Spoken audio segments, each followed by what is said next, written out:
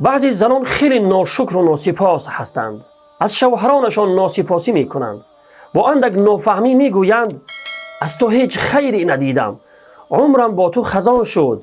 همیشه با قاش و قواق و چهره ترش با همسرانشان رفتار می کنند. آگاه باشید خواهران عزیز، الله رب العالمین به چنین زنان نظری رحمت نمی کند.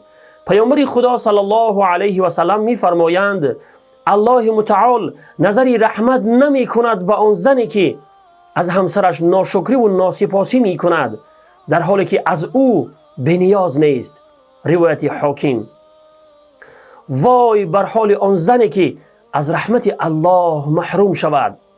خواهران عزیز، از شوهرانتان ناشکری و ناسپاسی نکنید.